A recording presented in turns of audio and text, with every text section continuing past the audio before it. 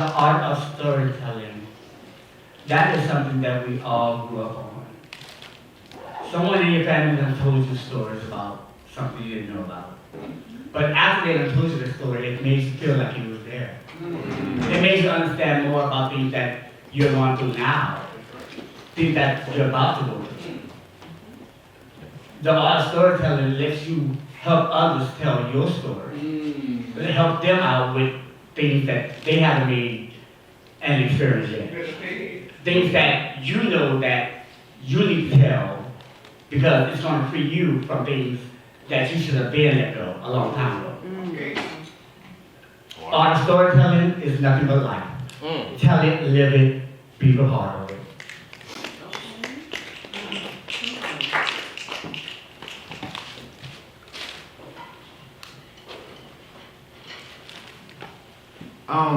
For me, I would say it's the whole vulnerability aspect of storytelling. One, it takes a lot to tell a story, especially when it's your personal story. And so for me, storytelling allowed me personally to be vulnerable in ways to where at once I used to find shame in being vulnerable.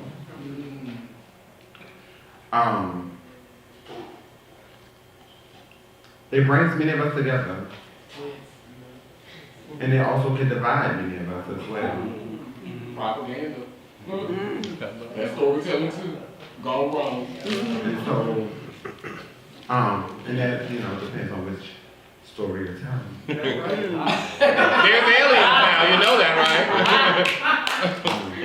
right? But yeah, it's just for me, it's just all the vulnerability aspect. Some people find it to be a weakness, but me personally, I think it's one of my strengths. And yeah, that's just vulnerability.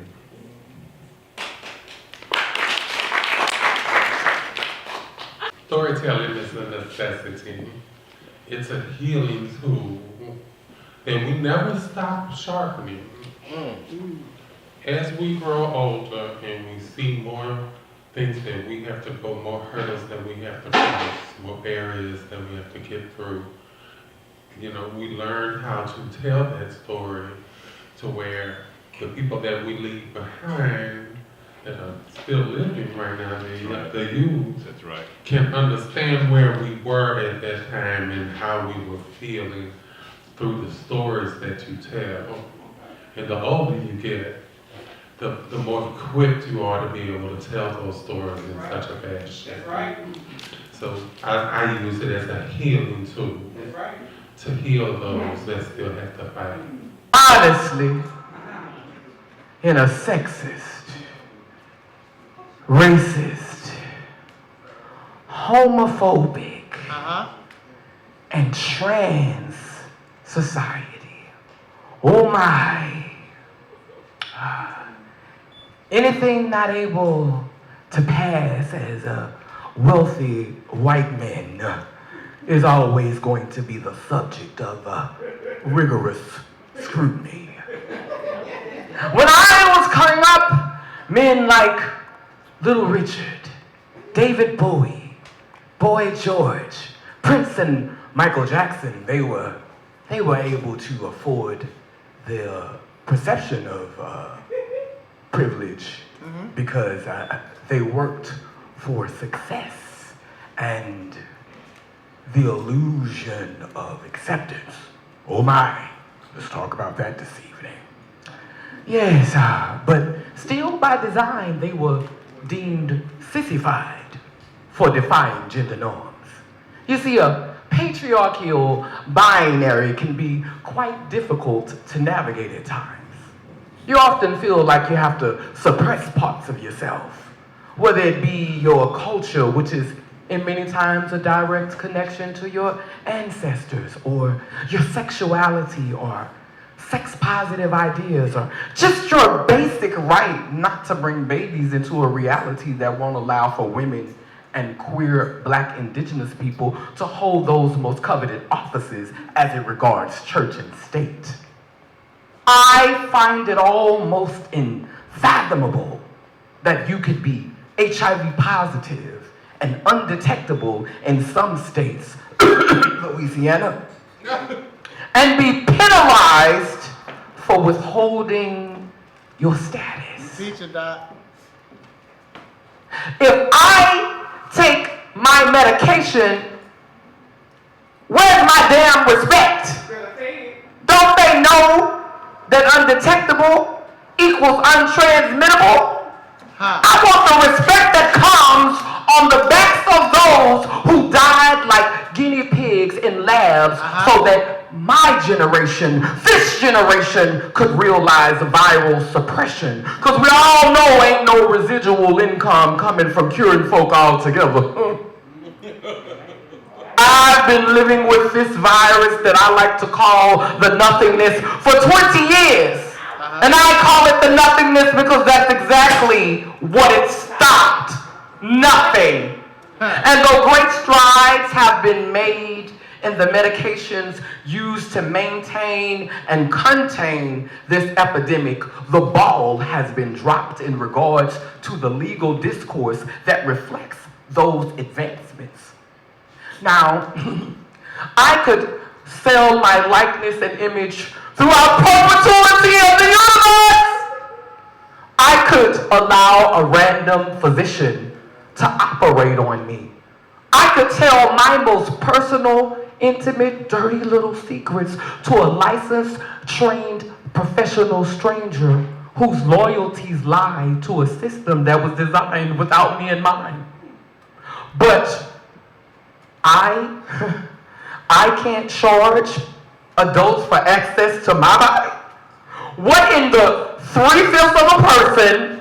Why the hell do we still have an electoral college vote if this is a real democracy? Type of bull crap is this? Sex work ain't new. Hoeing was in the bloodline of Jesus. Ain't nothing new under that there sun. It's been seen it all. I can promise you that. Stop trying to force me to be so considerate to a nation that never even considered me. Couple of 100 years ago, a bunch of wealthy, allegedly straight white men went into a room and decided they wanted to form a more perfect union. For who exactly? Allegedly. To this day,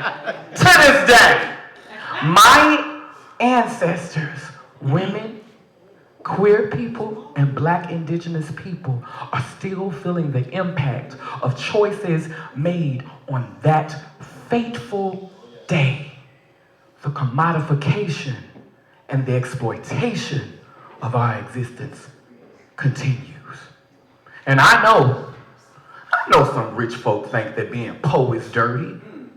I know some white folk think that being black is dirty. The preacher used to tell us that the woman's cycle was dirty. And that sex workers was dirty. And if some Christians think that being trans and queer make you dirty. But let me ask you something. Without all of that dirt, how would any of us sustain ourselves?